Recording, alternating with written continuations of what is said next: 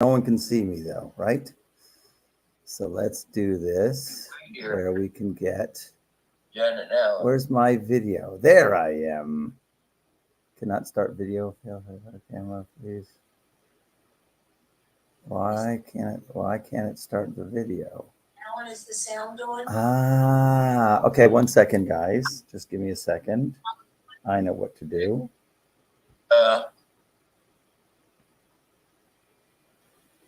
Okay, I'm going to go out of this. Okay. Yeah. We're good. No, I don't want to update that right this second. I'm going to just get in to the room. Just 1 second. Bear with me. Okay, here we go.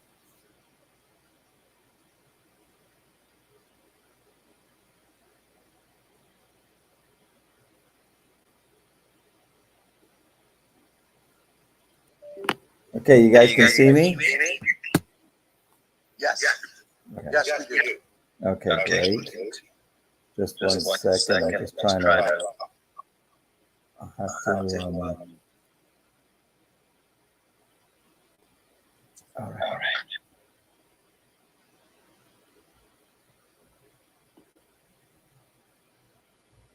Okay. Wow. It's gonna echo. Okay. Oh, here we go. All right. Hello? I'm not echoing? Am I echoing? I don't hear anybody. Oh. Just a tiny bit, but it's fine. No, it's not good. I tried to mute it. Okay, just 1 second. Let me see what I could do. Oh, I see why, for sure.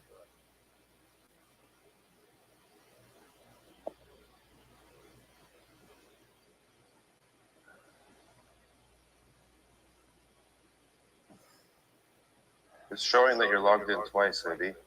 Yeah, I know. So I'm trying to get out of one of them.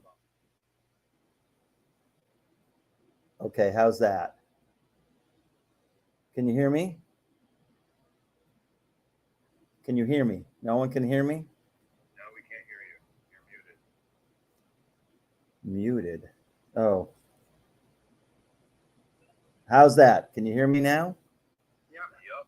All righty. Are we still echoing? All right. We are ready now. Okay. You know, technical stuff and me. Always a shtickle challenge. Okay. Welcome to California, everybody. It is 9:04 a.m. Okay. And we're going to continue the story of the Master of Prayer. This is the most amazing story that you have to think about it. I'm sure some of you have been contemplating this. I'm sure it's in the back of y'all's minds. It's like, wow, what's going on here? I see the Master of Prayer as this unbelievable hero. He's the guy, he's always involved in praying and praises to God, and he believes that that's the goal. And he leads people to his place outside of civilization. And he says, this is where you just got to connect and you just got to work on connecting. And he's a cult leader. You know, some people say that Judaism is a cult, right? Not really, but whatever. There's no real definition for cult when you break it down, but we won't get into that now. It is, but you know, whatever it is, it's just, you know, we won't get into the idea here is the Master of Prayer, and maybe you contemplate it. Would you consider yourself to be a student of the Master of Prayer? Do you agree with him, if he was to be standing facing you right now, that the goal of life is praying and talking and connecting to God in one way or another? Look at my tie, it's just messed up here. Okay. Reality. All right. So the goal of life, can you connect to that for a minute? Can you see that it's definitely reasonable? Can you see that every single thing that we've been learning is all about this idea of what is the goal here? What are we supposed to be doing here? Assuming, and it's that we are a creation.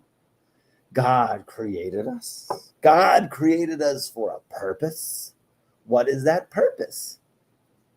So the purpose, of course, as we all know from everything that we've been discussing, is God made a creation in order to bestow pleasure to another. And that greatest pleasure that God wants to give his creation is none other than himself. And we start off in a certain situation where we have to, in order to have that full relationship, in order to have that receiving in the right way, we have to have some kind of sense that we earned it or that we're somehow participating in it.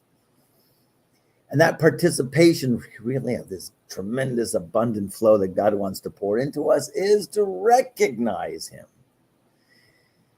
And it falls back really to the Garden of Eden, where God does not let rain come until man is around, and he creates man, and man realizes, holy cow, there's no rain here, man. And so he prays for rain, and then the rain comes. So God is not going to give a bestowal unless there's going to be a vessel, Adam, to receive and to appreciate it. Thank you, Hashem, for the rain. No, I don't think Adam spoke like that. Okay.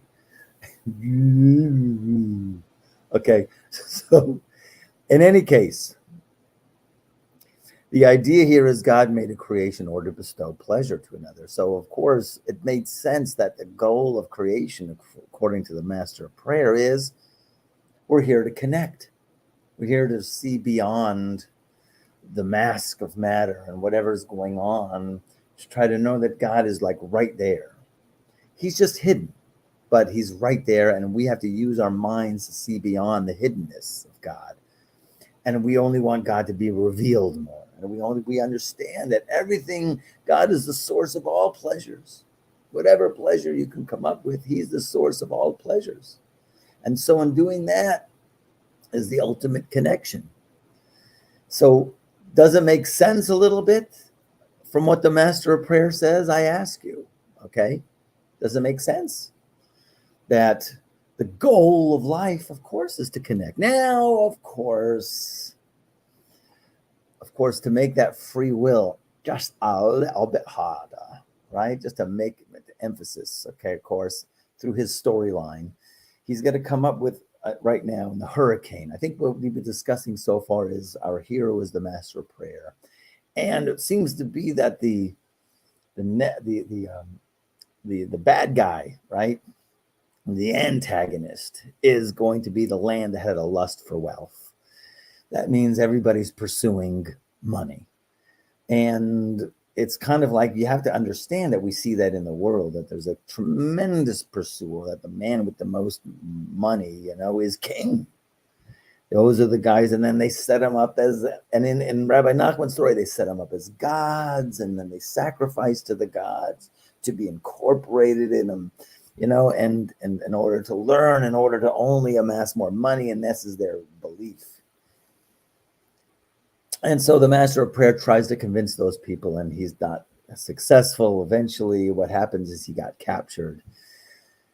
And then there's the third character in our story, which is the mighty warrior. This is the whole catalyst, just kind of shakes up the land who had a lust for wealth. Because why? Here's the Master of Warrior who's not interested in wealth at all. He just wants subjugation. He just wants you to accept that he's the king. And of course, he has no interest in money at all. And the people who had a lust for wealth, they're freaked out. Why? Because the Master of Prayer has come to their border outside their cities and sends messengers and says, you have 3 days to decide to subjugate or die. Okay? So these guys are freaked out, and they have this kind of idea in mind. If we go to the place where all the people are gods over there, they have so much more money than we do, surely they will be able to help us. And of course, the Master of Prayer, he goes in the cities trying to convince people. He gets caught. They finally find him. They finally catch him. And they're interviewing him, the ministers of the state, going, this mighty warrior you talk about is the mighty warrior. And he says, well, he starts to explain, and this is where we get into our scenario. He starts to explain that he was once with a king, and the king, of course, had a queen. The queen had a daughter, and the king also had 7 advisors. And these 7 advisors, each one had a special skill, like the wise man, the treasurer. You're going to meet the treasurer, and the mighty warrior, the master of prayer, the bard. You're introduced to some of the characters. The bard is like this unbelievable orator, songs like unbelievable. And the king, because he had this hand, if you remember the hand, with you could punch it, it's like almost like what we have in a map. Where's the next? Where is that 7-Eleven, right? And you can yes, 7-Eleven. There are 5 7-Elevens in your area. Which one do you want to go to, right? So in any case, the king had a hand, and on that hand, he was able to tell these 7 advisors where they can go up to a place, and they get a special power, a higher level of power according to their kisharon. Their kisharon is their talent. So the wise man, he had a path where he can get incredible wisdom. And the Gibor, the mighty warrior, he showed a path to the sword, where he was already an unbelievable warrior, but then he can get extraordinary powers. The master of prayer, the bard, he showed everyone there where their connection point is in the cosmic realm, where they can go and they get tremendous powers. It seems like they have to renew their powers. And the master of prayer told the story that he was with the king, and he suggested a daughter for the princess, and the daughter, of course, who did he suggest? He suggested the mighty warrior should marry the queen's daughter. Great. Wedding, great. And then what happens is they had a baby, and the baby is this beautiful child. And then what happens is the hurricane hits. The hurricane hits, and it brings out basically because the baby gets sucked out in the hurricane. Oh, my baby, right? And so Isabel goes, and the daughter of the queen, and then of course the king and queen goes, and they're gone into the whirlwind of the hurricane. And the 7 advisors were all meditating in their various places, wherever they were, going up in their out-of-body experience. Meanwhile, the hurricane hits, turns dry land into sea into dry land, water, everything just gets mixed up and turns up a huge hurricane that just the entire world puts in chaos. And then, of course, when the mighty warrior came back from renewing his powers, of course, he saw that the entire world was not the same anymore. Devastation. This was supposed to be a city here, but now it's a barren wasteland. There's supposed to be a barren wasteland here, and here there's a city. He's like going, this does not configure with every single thing. Okay, he realized about the great hurricane, and basically all of the king's men were scattered all over. So this is likened to, as we described, as the shattering of the vessels. The shattering of the vessels, we said, was really only the lower 7 of the Sfirot, not the first 3. The first 3, however, there was what we call a bittul, a nullification. There was a certain blemish.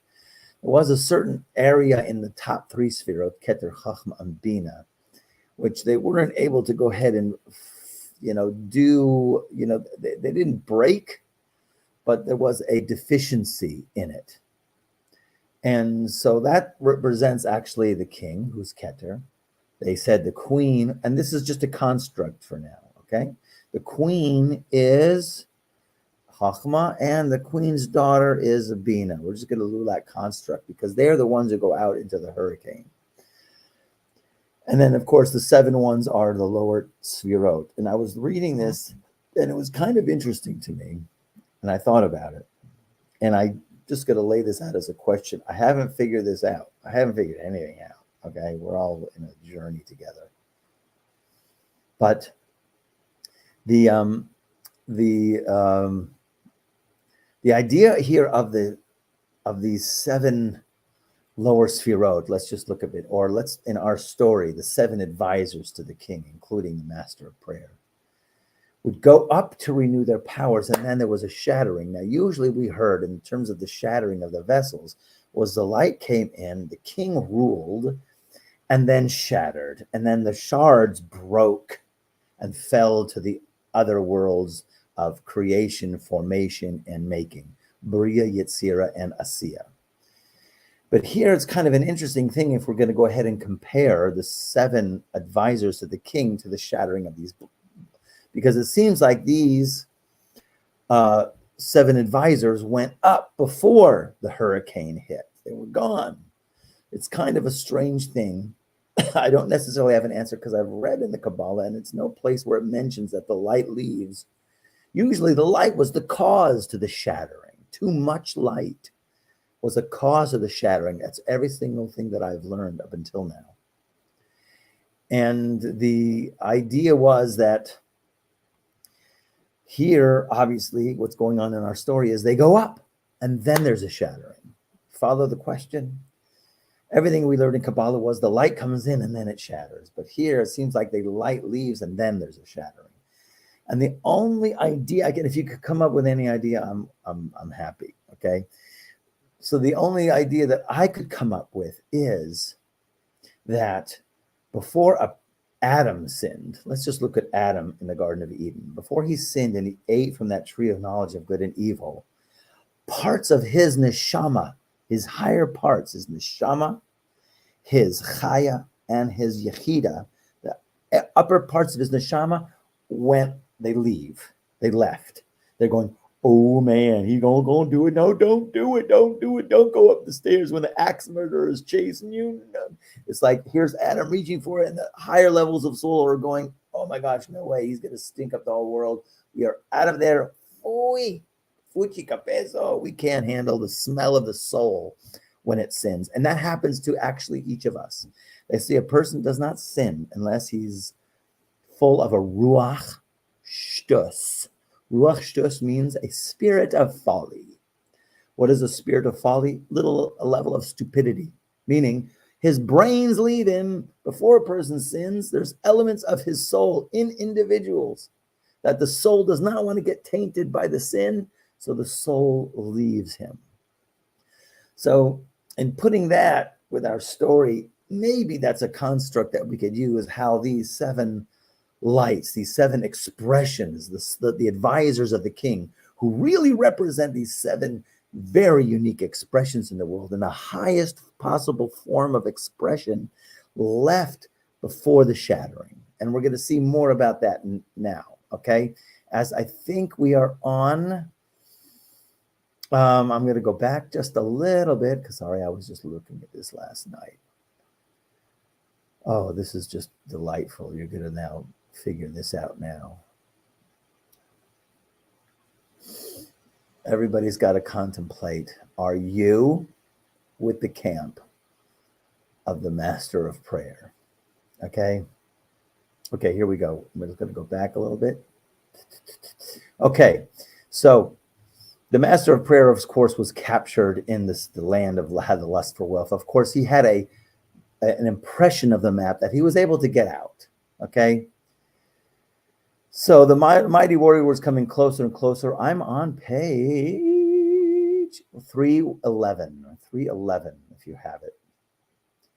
311. Okay. So they wanted to keep the master of prayer. Of course, the master of prayer knows how to dematerialize or go somewhere, or he goes through walls. He's got the hand. If you got the hand, you can go through walls. Okay. All of this is just a game if you're really coming from that place. In any case, for whatever reason, even though they put him in a jail cell, the master of prayer, he's like, okay, I'm just going to go. He can go wherever he wants. Okay. You can't contain him. Okay. However he does it, he does it. And we wish we had that hand. We do have the hand. It's we're getting there. Okay. We're figuring it out. Okay. So they kept the master of prayer with them and did not allow him to leave. They realized that the mighty warrior advancing on them just might be the mighty warrior, but they have to do more investigation. Meanwhile, on page 311, the mighty warrior was coming closer and closer. constantly sending messengers, I'm coming, I'm coming. Finally, he arrived and camped right outside the city. When he sent emissaries, the people were terrified. They asked the master of prayer for some advice. He told them to investigate the ways and customs of this warrior so as to determine whether or not he was the mighty warrior. The master of prayer left and went out to the mighty warrior. He went to the camp. When he came to the mighty warrior's camp, so he began to speak to one of the warrior's guards. Of course, it's a camp and there's guards. Not even just walk in, right? To determine if he was the king's warrior. We're going to check it out. The master of prayer asked him, what is your occupation? What is your occupation? Right? How did you join up with this warrior? So the soldier replied to the master of prayer, telling him this story. You love the story with the story. I know you do.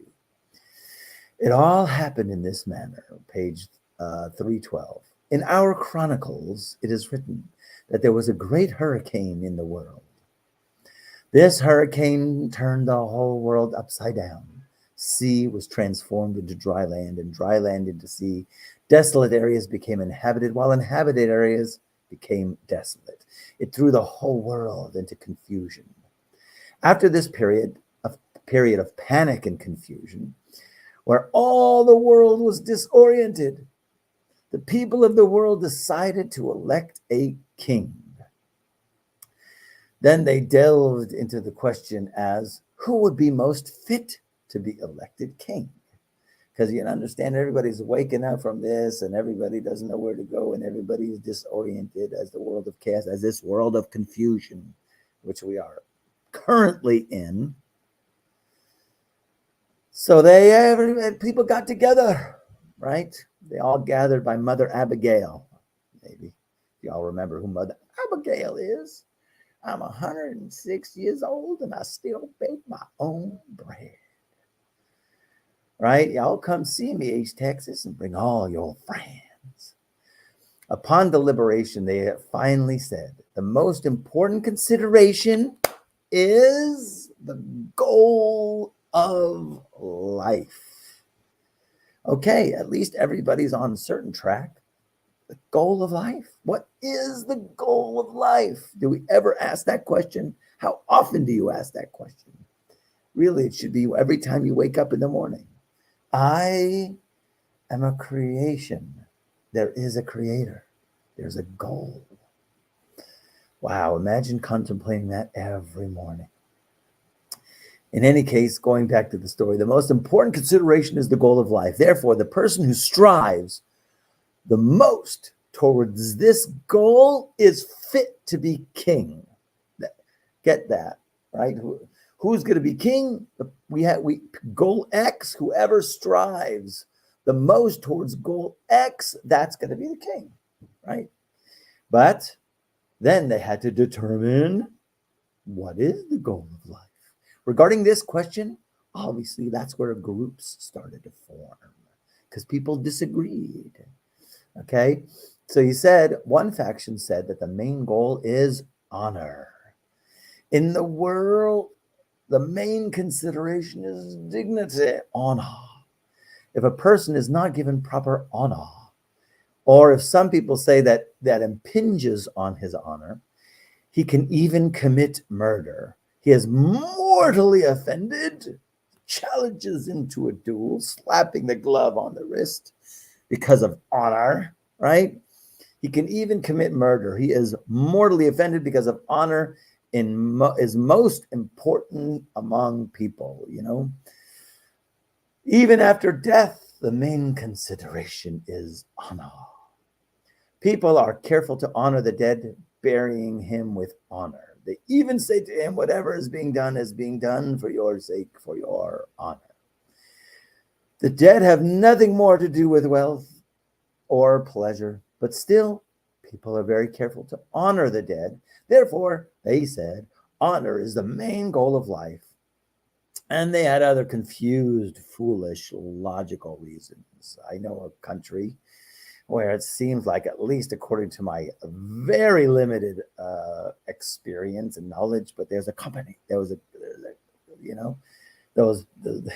have to say it. I don't know if it's still done, but this Harry Carey business and Or, all these movies about, you have offended me, my family, and the Shirley Temple, right? And I am defending my honor to the death, right? So some of these Japanese places will commit harikiri, right? Because of honor. Everything is about honor, right? A little bit too extreme, okay? Now, they were thus led to agree. Well, let me say this. Okay, let me go back here a little bit. All right, the same was true of all the other groups, which shall be discussed presently. They also had logical arguments for their confused, foolish opinions. Some of them are discussed, but the Rebbe of blessed memory didn't want to present all the confused logic for these opinions. Some of the logic is so twisted that would be possible, actually, for people to take it seriously and then fall into that error, so that Rabbi Nachman does not want to go ahead and list them, because, of course, all of these people are very foolish and falling into the wrong area.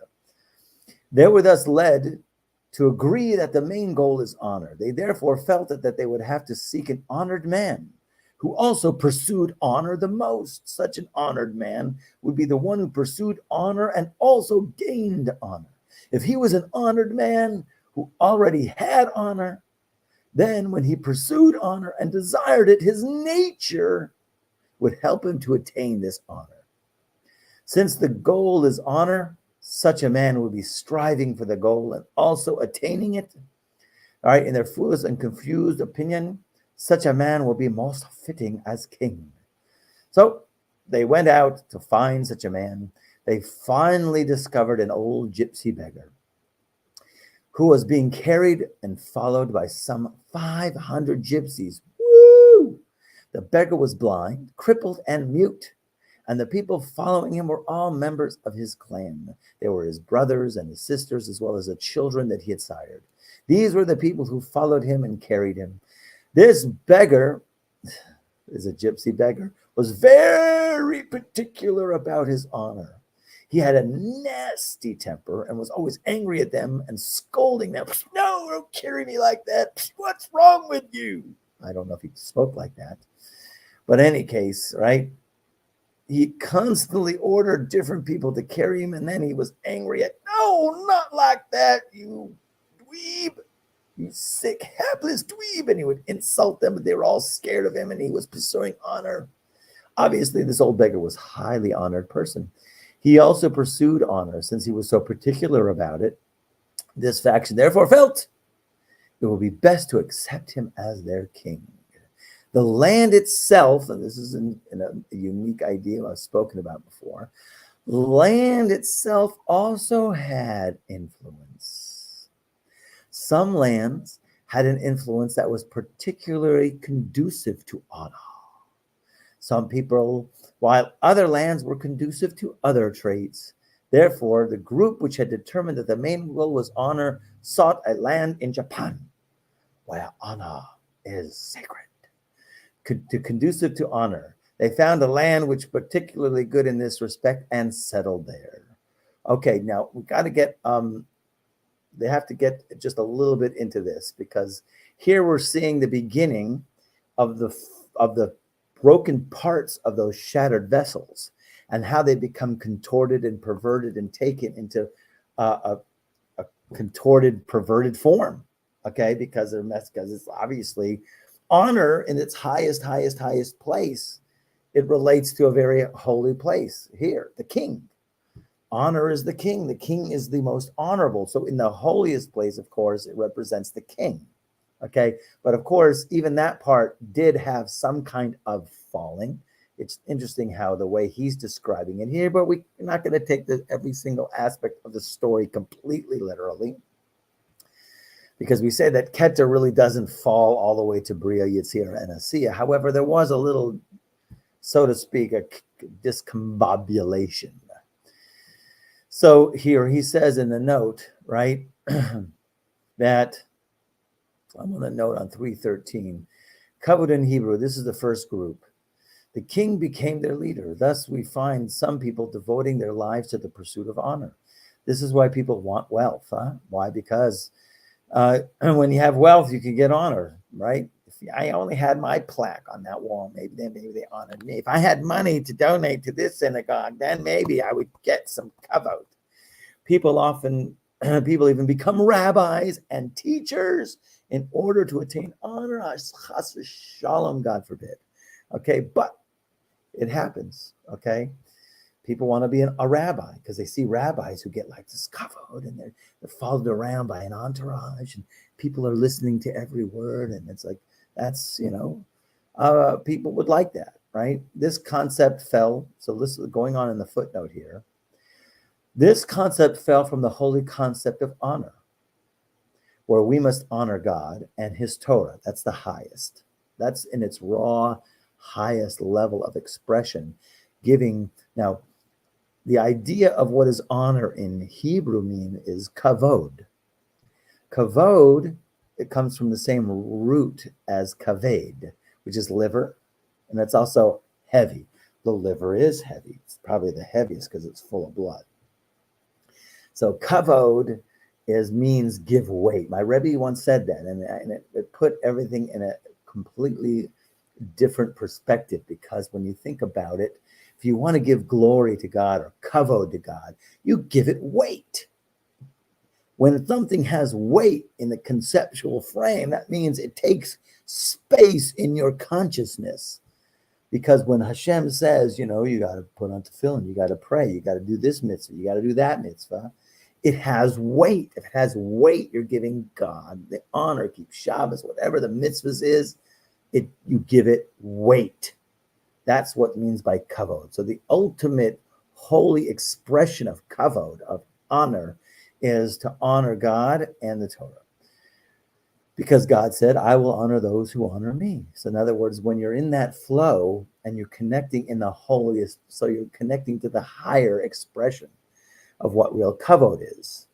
Here he says some interesting things. Honor is therefore like the king's scepter, and no commoner may use it. Okay, here Rabbi Kaplan says, this was the worst of all the groups. This is an interesting idea. I didn't go through every single one of these notes, even though I've read the story several times. This was the worst of all the groups. I wasn't thinking that. I thought the worst of all the groups was the land who had a lust for wealth. He does say it, and he says it several times. It is the hardest, the land who had a lust for wealth. It is the hardest to get out of. And we're all caught up in it. You must admit, everybody needs money. Money makes the world go round. We all know that. There's this concept of we're all caught in it. And the question is, what is your relationship to it? How Rabbi Nachman is helping us to form our relationship to it. That if we ever get caught up, God forbid, in a lust for it, we can understand, okay, it's part of inside of me, the land who had a lust for wealth. It's that influence, it's there. And to break free from it and to try to see beyond that and live beyond that. Because, of course, everybody will tell you. So many people, and I've had firsthand, where pursuing wealth doesn't bring happiness, doesn't bring joy, doesn't bring fulfillment. It doesn't. And they all tell you that. My dad used to own. My dad started Petite Sophisticates, which was a clothing store for petite women. They didn't have it in those days. Fancy clothes for small women. He was providing actresses in Hollywood. Karen Valentine, I remember room 222 in 20th Century Fox. This is way, way, way back. In any case, Denise Nicholas, room 222, that was it. In any case, he had 24 clothing stores. We had a boat. We were living in a place, very nice, place in Los Angeles. But at a certain point, he says, it just doesn't make me happy. And I remember asking him that. And he says, I had it all, but it didn't make me happy. So he gave it, he let it all go to, and he wanted to pursue happiness. What a concept. So in any case, that concept of the land who had a lust for wealth is in all of us. But here's also a thing that's in all of us, the pursuit of honor, dignity, kavod, recognition. And he says here, Rabbi Nachman says, this was the worst of all the groups, since it could only be rectified by the king himself. which is just amazing. Therefore, at the end of the story, we'll see that the king, the king, Keter, the energy of Keter, becomes the king over this group. So he's the one who rectifies the group. Here he says something interesting, which, hey, you can pull it in. Like I say, Rabbi Kaplan's commentary, he'll bring here, here, here, and here, and basically figure it out, or you got to decide one. I don't know if he's deliberately confusing because he brings so many opinions to explain it, but you can, I'm sure we can put it all into one, and I'm happy to hear your comments. So he says here, this group represents the first commandment. The first commandment is, I am Hashem, your God. Interesting now. We're getting another idea, another concept now. That here we have the 10 commandments. We've always had the 10 sfirot, 10 commandments, the 10 plagues. They go along with also the 10 statements of creation. I think I tried to do that kind of class once, where I kind of like string it all, how the tens, the sets of tens that we have are all basically one unified energy and different expressions. So the expression of this commandment, which is, I am Hashem, your God, who brought you out of the land of Egypt, the first commandment, it fell. It fell to a certain degree, and honor, of course, is misplaced. And then people think that they can get honored. People think honor is due to me, or the main thing is honor, and we need a guy who's mostly involved in honor, and let's choose him as our king. That's basically it. Okay, so the Midrash comments going on in the note here. The Midrash also mentions that when the Israelites were in the desert, they had 10 things. This is something else here. Here we go. Just to throw something else at you to get you confused. The manna, the quail, the well, the Torah, the tabernacle, the divine presence, priests, that's me, I'm a Kohen. Levites, a king, clouds of glory, bum, ba-da-rum, bum, bum. These represent the 10 men of the king and the 10 groups here. I don't know about 10 men of the king. I thought the king was one of them. Of these, the divine presence, Shekinah, represents the land of honor. There you go. Okay, so now you got a whole scenario here. It's interesting. Now, all of a sudden, we're taken to the desert where the Jewish people are there, and then getting these 10 things together. Okay, now let's go back into the main text. Okay, and we are on page 315. Another faction. That's faction number 1. He's going to go fast through them, but we're going to get an idea of how the shattering of the vessels, this is where I wanted to get to, and it took 3 classes to get to this, how the shattering of the vessels has an expression that we see now in our daily experience, within ourselves and externally in the outer world. Another faction decided that honor was the main goal. Well, we did that. Wait a minute. No, another faction decided that honor was not the main goal. Instead, they concluded that the main goal was murder. The main goal was murder. Okay. I don't know if this is being recorded. Okay. Yeah. The main goal was murder. What? What are you talking about? This is our business. You know, I was thinking there was a Jewish guy, a mobster, if you remember his name, gosh, I didn't write it down, who was the head of Murder Incorporated in America.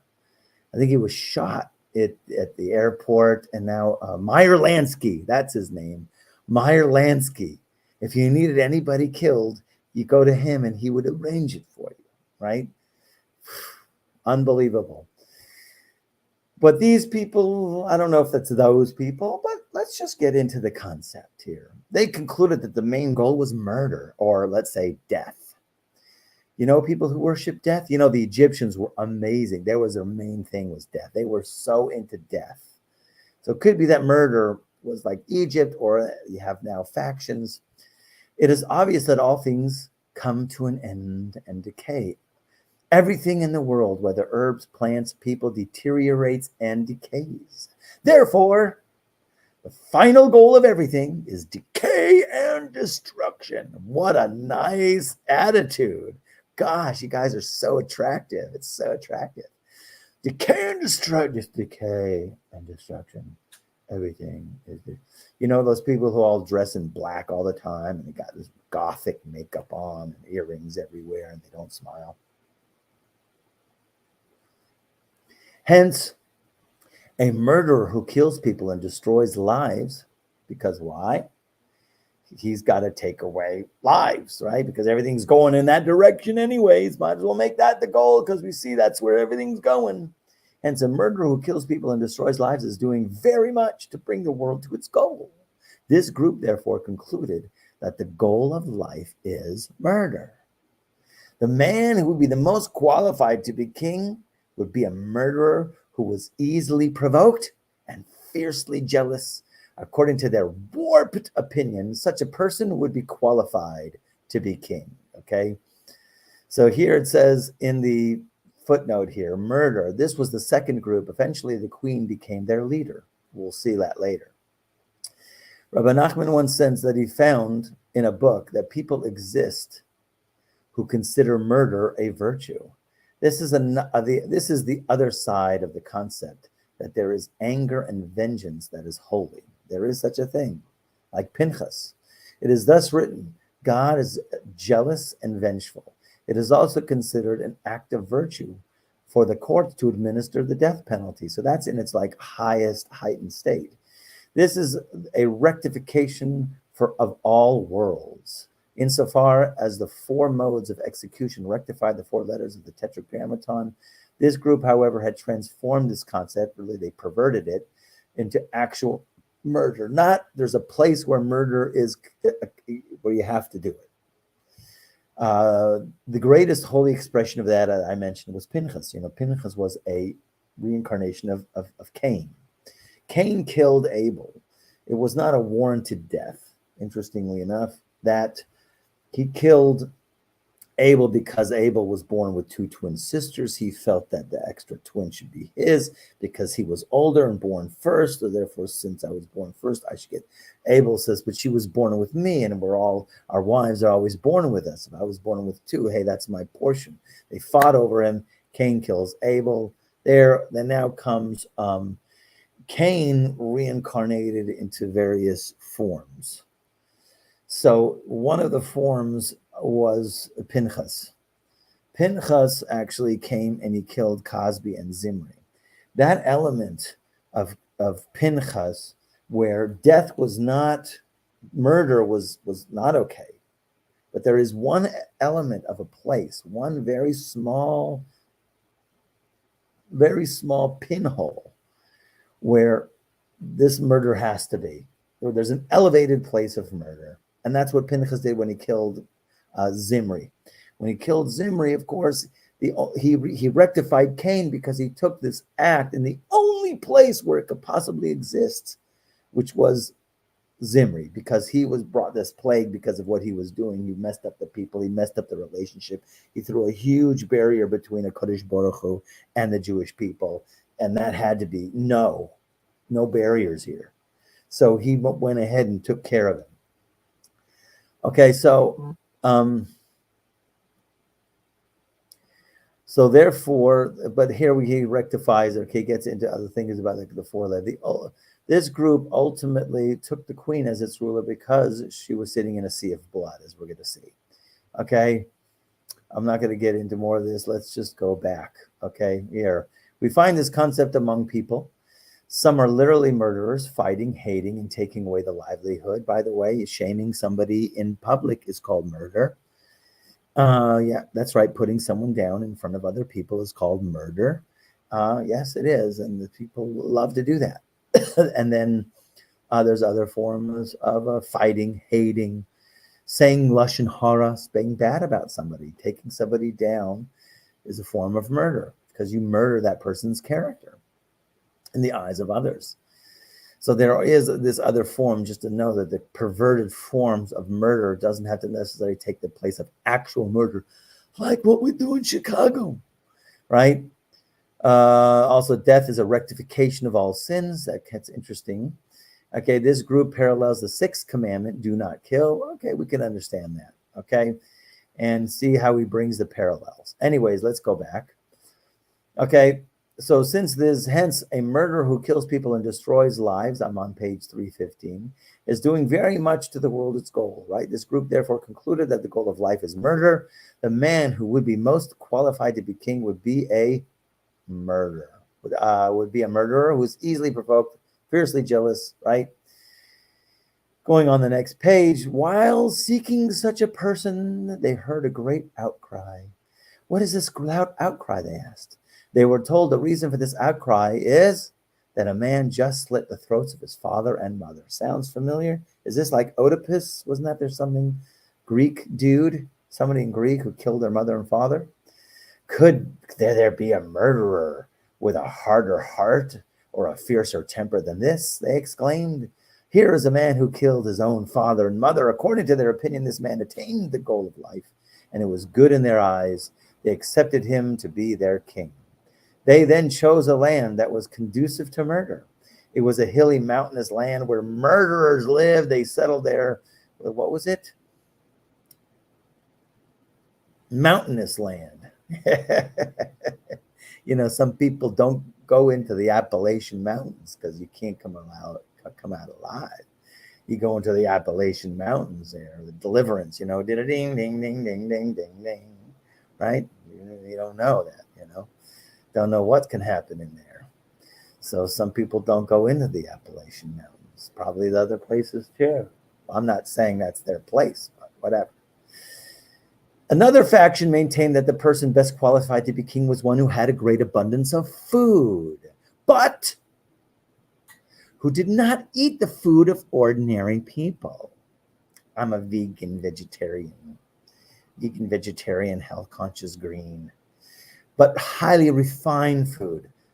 Here he says, such as milk, well, unpasteurized milk, which does not make the mind too physical. Actually, it really makes one drunk, some people say. Such a person would be qualified to be king. In other words, he knows how to make the filet mignon, and he knows how to make it perfectly with all of the, you know, side dishes and everything. You know, he can make it Champs-Élysées, he can make it, right? But no, he doesn't eat his own food. He eats a half-cut carrot in the morning and a half-cut carrot in the evening with olive oil. It's the Baba Sali diet, strict. Okay? So they could not, however, immediately find a person. Wait a minute. Yeah. They could not, however, immediately find a person who was nourished in such a manner. How are we going to find somebody who doesn't, you know, who's into the food? He's a major foodie. Food Channel. The beginning of the Food Channel. Here it is. Right? Yeah. Who started the Food Channel? He is fit to be king. And so they could not, however, immediately find a person who was nourished in such a manner, because he can't eat the foods, like all those guys who go down to the restaurant, and he's eating the double burger with the cheese and the shrimp and all this. And it's like, that's gross, man.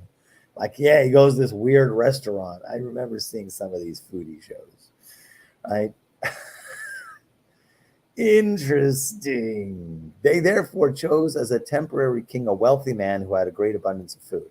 He would rule until they could find the kind of person whom they desired, who did not eat like other men. Meanwhile, until they found a person with the full qualifications, this wealthy man would be king, after which he would resign when they found someone better. Okay, they accepted this man as king and chose a land that was conducive towards their goal, settling there. Of course, they went to France. We are the master chefs in France, right? Il faut prendre le taureau par les cornes. The only thing I remember from French class. In any case, food. But, you know, it's not, it could be, let's say, like, you know, how they're localizing a certain land. You have to understand, and it's a really dynamic thing, that certain lands grow certain mentalities. Don't you see it? It's quite easy, right? You go to Californians. How many Californians does it take to change a light bulb? 10. 1 to actually change the light bulb, and 9 to share the experience, right? And then, of course, how many New Yorkers does it take to change the light bulb? Mind your own business. Okay? Now, going on in the story, you get what my drift is. It doesn't have to be localized, but of course, the people there are very interesting. All right. Another faction, we're going on to the different factions. And of course, once again, just to reiterate that these factions are all the shattered vessels, but in perverted form. And we see how in the world, how most people, even though that they'll agree to you in theory, yeah, of course, prayer, of course, connection to God is the main thing.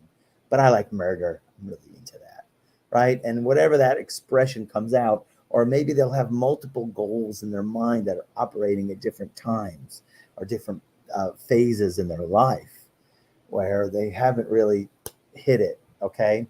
Here comes another faction, maintained that a beautiful woman was mostly qualified to rule.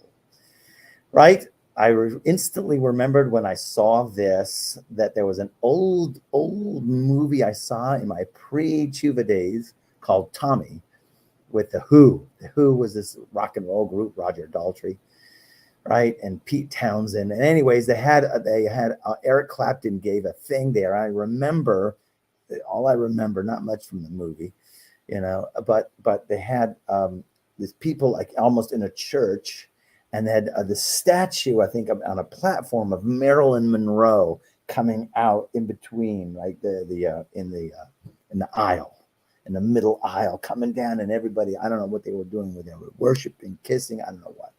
Anyways, I thought that was weird at the time, but of course, made sense to me. Of course, it makes total sense as we see right now. Another faction maintained that a beautiful woman was most qualified to rule. They held that the main goal was that the land be populated. Yeah, let's populate the land, okay, which really means sex. Okay, since it was for this reason that the world was created, since a beautiful woman aroused desire to populate the world, that she brings about the goal, and such a woman would be best qualified to rule, right? People have posters. I remember in my days, even in the yeshiva, one guy had a poster. Opened up his locker, and there was a poster of something not sneeze, not appropriate, not modest. And I came from it, man. I was born and raised in LA, man. Hashem help us. But anyways, we see that some people go after sex. They chose a beautiful woman, and she became their queen. Then they sought out a land conducive to this California and settled there. Another group maintained that the main goal was speech. The primary advantage that man has over the animals, this is what this group maintained, is that he was able to speak. Hey, right? They accordingly sought an orator, an orator, who was expert in language. Yes, I speak 70 languages.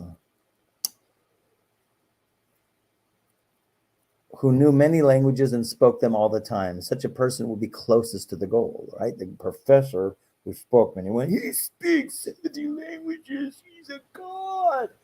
No, king. They went and found a crazy Frenchman who was constantly talking to himself. They asked him if he knew languages, and he said he did. According to their foolish, confused opinion, he had reached the goal, right? He was a master of language, and he knew many languages. Moreover, he spoke so much. This guy doesn't know how to stop talking. He is king. Dude, I would shoot that guy as somebody who couldn't speak, couldn't stop speaking.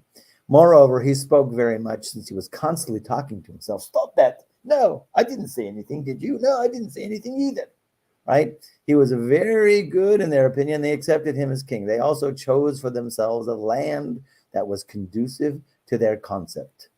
And they settled there with their king, Harvard, maybe? I don't know, Cambridge. One can be sure that he led them in a straight path. Oh, could also be music. This could be like the bard. This is what I'm thinking, like the bard who had this unbelievable quality expression of the highest form of poetry and words. So therefore that vessel shattered and of course became people who are totally attracted to speech and speaking right, or the poetry, and they go to the poetry clubs and all that kind of stuff, and they think poetry is the main goal of life, and they're totally into it. A whole society and culture around poetry. Another faction maintained that the main goal was joy. When a person is born, people are joyous. When there is a wedding, they are joyous. When they conquer a land, they are joyous. Therefore, the goal of everything is joy, happiness. They therefore sought a man who was always happy. He would be closest to the goal and best qualified to be king. They went and found a heathen wearing a filthy shirt, carrying a bottle of whiskey, right? And a number of heathens were following him. And he was slogging going down the street. Since he was very drunk, this heathen was very, very happy. When they saw that this heathen was very happy and had no worries, he was very good. In their opinion, since he attained the goal of joy, they accepted him as their king. Now, where is that found? Maybe that's chesed. I don't know where that shattered vessel is. Let's see if we can find it here in the note quickly.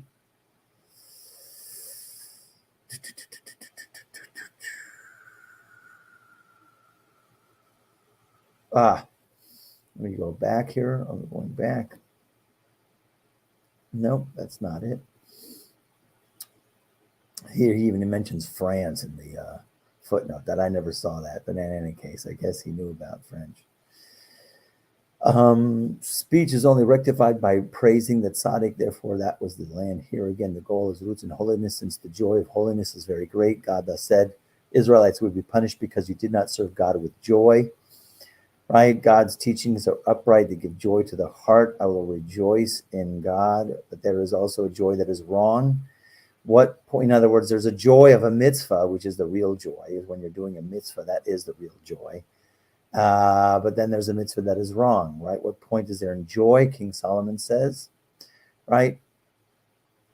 And the Talmud says that this is a joy which is not associated with a good deed.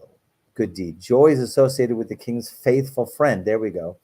Joy and love are closely associated. So it is like chesed, the sphere of chesed, which is joy. Those who love your name shall rejoice, right? So this is the faithful friend in terms of the highest form of expression, this element of love. But of course, in the fallen expression, kind of interesting how it's joy.